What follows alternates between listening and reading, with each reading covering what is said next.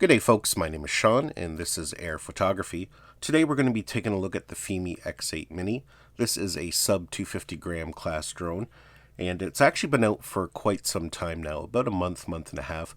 I've had it sitting on a shelf for a while. I finally got around to testing it out. There's a ton of reviews online about this already, some good, some bad, some kind of middle of the fence. And I think for the most part, my review is going to be kind of middle of the fence. There's a couple issues that I have with this drone, and we'll kind of get into that as we go on. Now, this isn't my first Fimi drone. I have the X8 2020 here.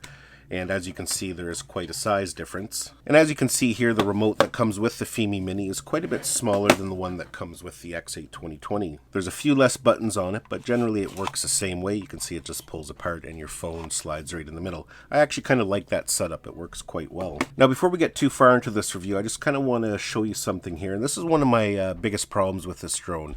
So it's a 250 gram class drone, but it doesn't actually weigh under 250 grams. It's about 8 grams too heavy for here in Canada anyways to be considered a sub 250 gram drone, where you don't have to get a drone license and you don't have to register it with the government. Now with that said, they do have a pro model and a pro battery, and we'll talk about that here in a second. We have the cover off, so this is the weight, the takeoff weight here.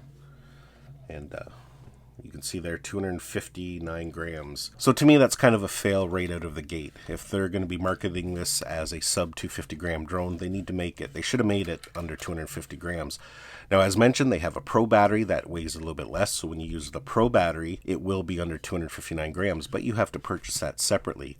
Why they just didn't include that in the first place? I do believe they did also make an announcement. They now sell it as a pro package where it does come with the pro battery. The whole point, there's a lot of competition on the market. I don't know why they would have messed around with those weights. I think that could deter a lot of people. Now, usually when I make a review of a drone, I like to fly it for about 30 days before I do a full review on it, just so I have a lot of stick time with it and can kind of really get to learn it. With the DJI Mini 2, the Air 2S, the DJI FPV drone, I waited 30 days before making a review. With this one, after 2 flights, I was ready to form an opinion. So we're going to talk about what I like about it, what I don't like about it. I'm going to show you some footage here, some footage from my first flight, and then at the end of the video, I'll kind of give you my opinion on it. So let's start here with some footage from my first flight. Now, I'm not in the best location. I'm under a tree, but it is pretty hot out today. I need some shade, so... And I'm just going to let it sit there for a minute. I just kind of curious how well it's going to hold its position. And looks pretty good so far. Drone's pretty quiet. Nothing wrong there. Some of these drones can get quite loud and irritating, but it doesn't sound too bad. Yeah, so I'm pretty happy with the way it's holding its position. It's not moving around. But anyways, let's go ahead. I've done all the calibrations, so everything should be good to go there. So let's go ahead and we'll take it out for a quick flight.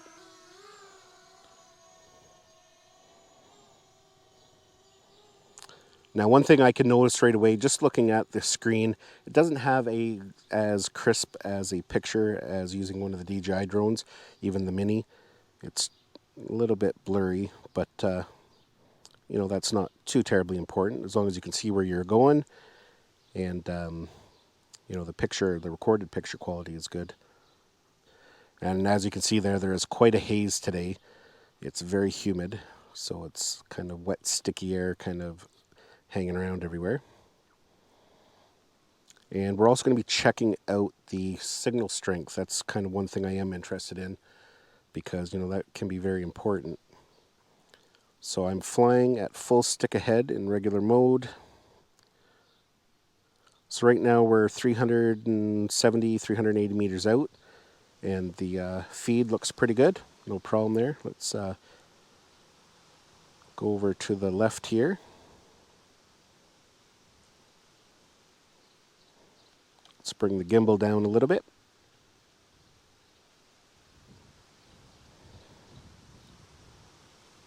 Yeah, so far the signal strength for the remote and for the video feed, still full strength.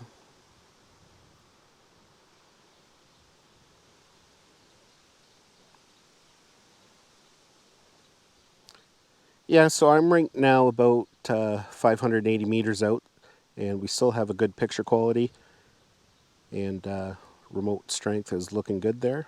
And I don't know what the video quality looks like yet. I won't know until I get back to my office and we upload it, but you can already probably judge for yourself. So I'm recording in 4K 60, or sorry, 4K 30. And we're almost at 1,000 meters, so that's 1 kilometer out. And we're just coming up on that now. So there we go there. But let's head back to the farm there. So I'm happy. We were 1 kilometer out and the video feed was flawless. And there was no problem there. So that's, you know, for me important. I need to be able to get out at least 1 kilometer. And I think it could go a lot farther there. I'm sure there's a setting that we can take that limitation off. Let's try out one of these modes here. Let's put it in fixed wing mode. Fixed wing kind of mimics what the FPV mode that DJI has on their drones. You can see there, it kind of gives you that look that you're flying an FPV drone. Maybe not quite as smooth as when you put the DJI into FPV gimbal mode, but not bad. Looks pretty good. But yeah, let's take it out of that. I'm not going to go over everything in this video because the video will get quite long. I'll maybe make up some smaller videos kind of going over some of the features if this is a drone you're interested in. So there's a helicopter flying over above now, so I'm just lowered the altitude there and we'll wait to continue. So while we're doing that, let's take a look at some of the smart features. You can see there we have waypoint missions, we have smart track, tap to fly, orbit, spiral. We have cinematic mode, tripod mode, course lock, fixed wing, which we already took a quick look at there, and SAR, which I believe stands for search and rescue. So it's got a lot of intelligent flight modes. I don't know how well they all work, and like I said, I'm not going to have enough time to get into it all today. We have limited battery power. Just going to fly over to this tree ridge here. I'm going to put the camera up a bit. You can see the horizon's now a little bit crooked, which the Fimi drones are notorious for. Sometimes if you pan around a little bit, you can straighten it out. But no such luck there. It's not really horrible. Something that can be easily fixed in post. The biggest thing I just want to know today, I just want to see what the video quality is like and just how well it flies, because, you know, at the end of the day, sometimes these intelligent flight modes are nice, but, you know, ideally you just want it to have a good flight experience, good control, and good picture quality. And so far I'm actually pretty pleased with it. Yeah, I can't complain with the video transmission at all. Now it's saying my video transmission is a little weak there, but that's because I wasn't pointed at the drone anymore. I'm actually off to the side of me.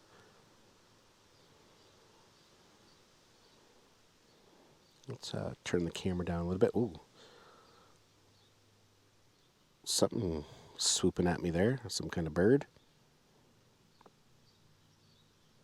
I actually almost lost a drone a couple weeks ago over the water because of birds. So it makes me a little bit nervous. So yeah, there we go. We just got back from our very first flight with the Fimi X8 Mini. Pretty pleased with what I've seen so far. I'll have to check the video and see what it looks like. I can't really tell right now, but just in general, the flight I was happy with.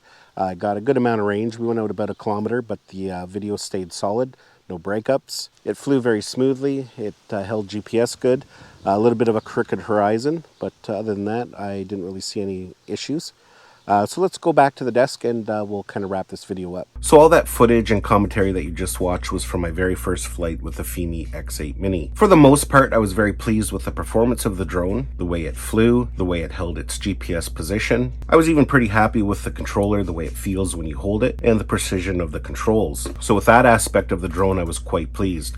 Now, when it comes to the video quality, there are a few issues that I do have. The first thing I did notice is that there's some very slight vignetting on the video. If we go back to some of that footage there and we take a closer look, you can see up in the corners and around the edges it's a little dark. Kind of looks like I've put a vignette filter over top of the video. So that is something that definitely needs to be addressed. Now, whether that is a hardware issue, the way the lenses are laid out, or if it's something that can be fixed with firmware, I'm not 100% sure. And of course, as you've seen there, we did get some crooked horizon issues throughout the flight.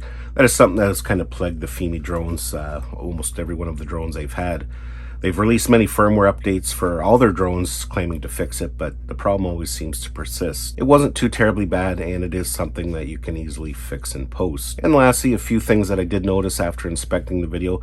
There were a few times, it didn't happen through all the footage, but where we did get a little bit of jello. And for myself, I only really experienced it when the camera's pointing down. When the camera's straight ahead, the gimbal seems to perform quite well. So with all that said, the drone isn't half bad. Drone seems to be built decently. The quality I'm pretty pleased with. These sub 250 gram drones are very important nowadays with all the regulations, and it's nice to see other drone manufacturers kind of getting into the game, giving some competition for DJI. Now, one other slight issue I do have with this drone is the price.